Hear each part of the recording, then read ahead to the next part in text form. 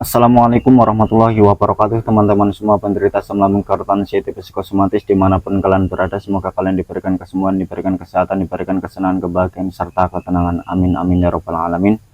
Baik, berjumpa lagi dengan saya tentunya di channel Berpikir Positif, masih tetap mengupas gangguan asam lambung, kerutan hipertensi, psikosomatis. Baik teman-teman, untuk session kali ini saya akan membahas tentang sensasi jantung berdebar-debar dan nafas berat.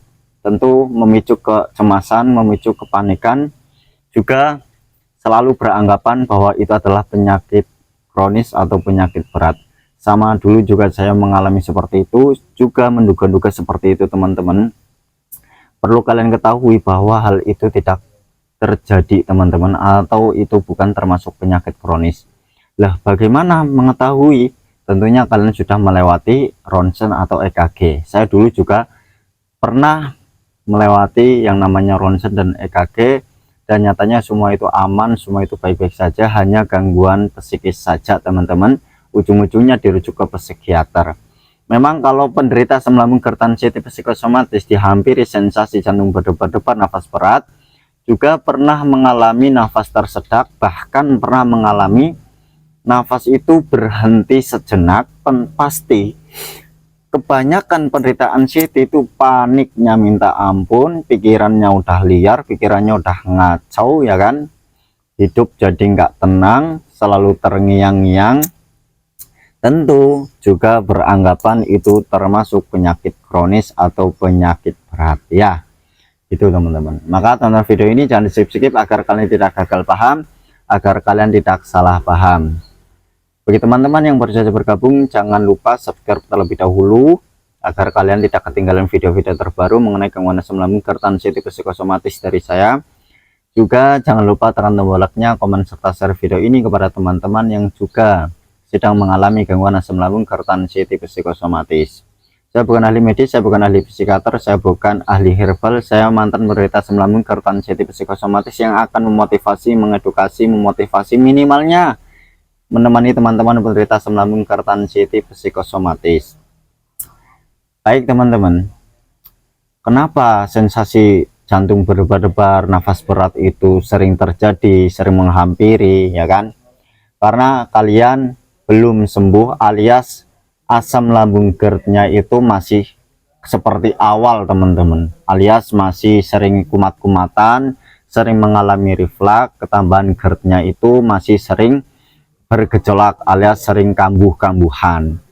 Jadi ya memicu jantung berdebar-debar, nafas berat. Juga kalian kena anxiety disorder yang pikirannya selalu berpikir ngaco, selalu berpikir itu negatif, selalu menghubung-hubungkan sensasi, selalu berpikir tentang penyakit kronis, selalu berpikir takut maka pikiran itu semakin menegang, mental kalian semakin down, mental kalian semakin ecek-ecek. Lah dari situlah maka jantung berdebar-debar, nafas berat, nggak beraturan. Orang normal saja pun ketika nggak tenang teman-teman, nggak netral, pasti mengalami nafas berat teman-teman. Contoh, orang yang tidak memiliki mental nih disuruh mengisi pidato atau interaksi karena maluan, introvert orangnya, atau disuruh seminar, mengisi seminar atau presentasi, ketika tidak memiliki mental ya pasti mengalami kecemasan teman-teman. Jantung itu berdebar-debar ya kan, nafas nggak peraturan, nggak netral karena grogi. Apalagi kita yang sedang kena gangguan asam lambung, hipertensi, psikosomatis, juga pikiran kita itu selalu mengancam, juga pikirannya itu ngaco banget, selalu menghubung-hubungkan itu adalah penyakit kronis ya kan. Nah kalau orang normal itu yang dicemasin itu karena menghadapi orang banyak, mikirannya stop atau mentok sampai di situ doang. Tapi kalau kita itu pikirannya ngaco banget, selalu menghubungkan sama penyakit kronis, selalu mengait-ngaitkan sama penyakit berat. Itulah perbedaan kita sama orang normal. Tentu apa yang kita rasakan tentu rasanya nggak nyaman sama sekali. Juga ketika kita menceritakan kepada orang normal pun dia tidak akan tahu, dia tidak akan mengerti apa yang sebenarnya kita rasakan, apa yang sebenarnya kita pikirkan.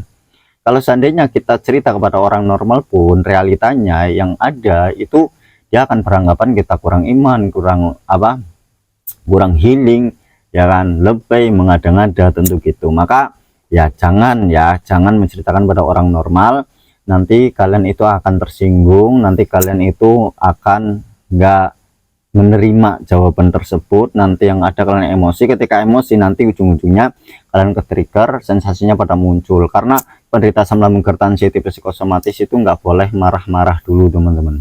Itulah ya, saya dulu juga gitu. Intinya kalau seandainya kalian itu membiarkan emosi, nanti yang ada kalian itu ke trigger, yang ada sensasinya pada muncul.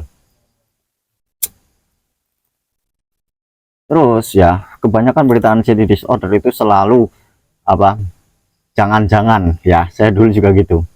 Waduh, jangan berdebar-debar nih, jangan-jangan jantung nih, aduh nafas berat, aduh jangan-jangan paru-paru nih, belum lagi kalau rambut rontok, aduh jangan-jangan kanker otak nih, aduh jangan-jangan stroke nih, belum lagi kalau kebas ya, rasanya kan gak enak sekali, keringet dingin, piar-piaran, res-resan, kayak mau pingsan, kayak mau jatuh. Kebanyakan penderita anxiety langsung beranggapan, aduh jangan-jangan mau M nih, tuh nggak lama lagi nih. Kebanyakan penderita anxiety disorder itu jangan-jangan, padahal teman-teman itu nggak bahaya teman-teman, itu hanya bentuk respon tubuh saja karena kita mentalnya itu lagi down, ecek-ecek, kemudian pencernaan kita itu tidak stabil sehingga tidak ada yang menyerap alias tidak terpenuhilah kebutuhan tubuh. Karena apa? Pencernaan kita tidak normal teman-teman, maka yang ada itu kita jadi gampang lemes ya kan, perut begah, karena dari pencernaan kita itu nggak normal. Jadi jangan takut ketika kalian itu sering mengalami kayak mau pingsan, kayak mau jatuh. Itu faktanya memang nggak jatuh teman-teman, faktanya pun nggak pingsan, itu hanya serasa saja, itu bentuk respon tubuh saja.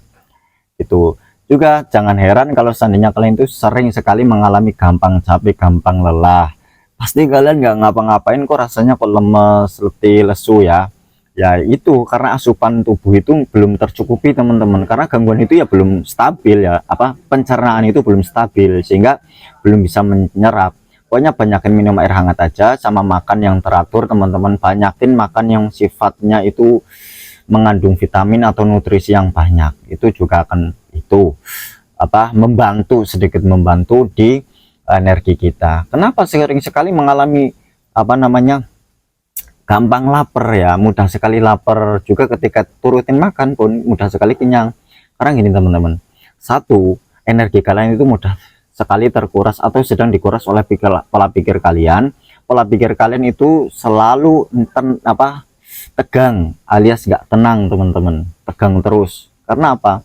Karena pikiran kalian kan tidak lain takut kronis, takut gila, takut M gitu kan, maka pikiran jadi tegang. Ketika pikiran tegang alias nggak netral, tentu cepat sekali menguras energi. Nah ketika energi terkuras pasti memicu mudah lapar. Itu ya udah makan aja. Kenapa ya mas, udah makan kok mudah sekali kenyang? Ya gitu, karena pencernaan itu belum stabil, pencernaan itu belum normal teman-teman.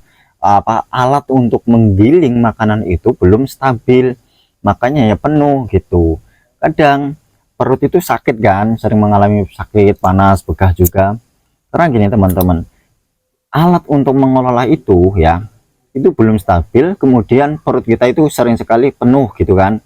Belum lagi angin pun kadang susah keluar, sendawa juga susah, BAB juga susah. Itu jangan heran memang kalau gangguan pencernaan seperti itu. Saya juga pernah ngalamin 5 hari teman-teman, itu nggak bisa BAB sama sekali. Itu pokoknya banyakin minum air hangat aja. Mas kalau seandainya susah sekali BAB itu gimana caranya? Kalian sering-seringlah gerak teman-teman. Kalau sering gerak, apalagi kalian itu grounding setiap pagi, jalan-jalan pagi, yang penting jalan-jalan aja lah ya, nggak perlu lari-lari, nggak perlu maraton, nggak perlu angkat beban berat dulu, jangan olahraga yang berat-berat, sering gerak, jalan-jalan aja gitu. Terus banyakin minum air hangat aja, nanti akan membantu mudah mudah BAB. Juga kalian harus banyakin buah-buahan seperti pepaya. Apakah boleh mas? Asam lambung boleh, nggak apa-apa, makan aja. Kalau enggak sangat kalau enggak yakin gitu ya, maksudnya takut gitu ya, takut kambuh, coba makan apokat. Masih nggak berani ya alias takut, ya berarti minum air hangat aja dibanyakin. Mas dulu pernah ngalamin asam nggak? Sering mengalami asam teman-teman, perut asam, mulut asam ya, rasanya nggak enak gitu, sering sekali ya, memang rasanya gitu. Supaya banyakin gerak aja, olahraga, terus kemudian jangan mengurung diri teman-teman.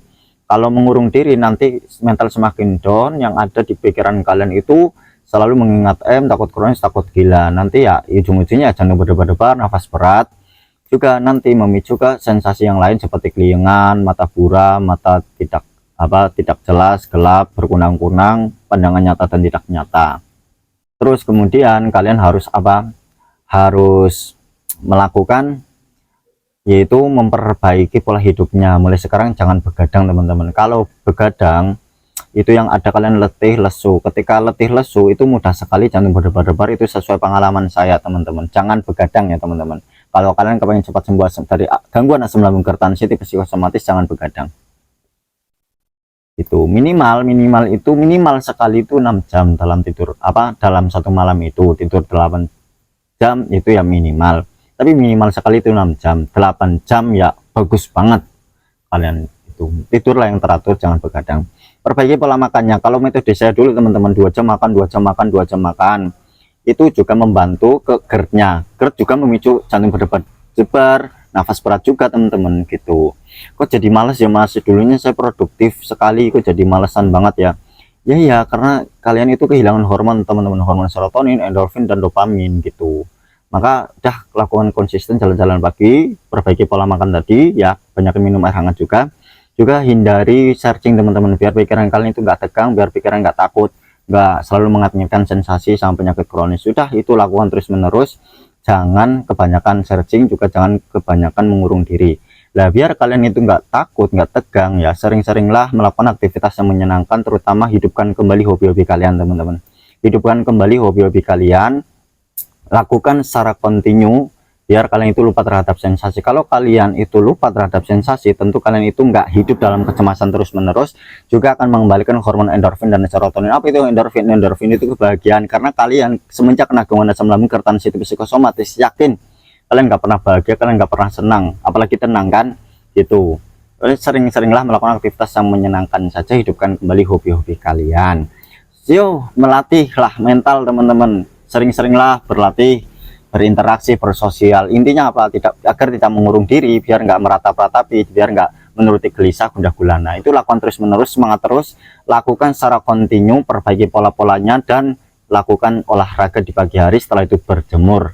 Itu nanti lama kelamaan yang sering sekali mengalami jantung berdebar, nafas berat, nanti akan hilang teman-teman, nanti akan sembuh. Juga asam lambung GERD-nya juga akan sembuh. Sensasi itu mengikuti pola pikir. Juga kalian jangan pernah mendiagnosa diri kalian memiliki penyakit, kalian bukan dokter. Juga perlakukan diri kalian seperti orang sehat. Kunci sembuh dari gangguan asam lambung GERD sensitif psikosomatis itu bersikap masa bodoh teman-teman, bersikap masa bodoh terhadap sensasi.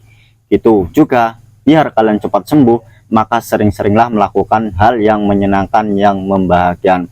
Kunci dari sembuh dari gangguan asam lambung gerd sensitif psikosomatis itu happy. Setiap ada sensasi masa bodoh itu hanya numpang lewat saja. Nyatanya kemarin kalian mengalami ya baik-baik saja, sekarang yang masih hidup, sekarang yang enggak memiliki penyakit kronis gitu. Semangat terus menerus, kurang lebihnya mohon maaf yang sebesar-besarnya. Wassalamualaikum warahmatullahi wabarakatuh.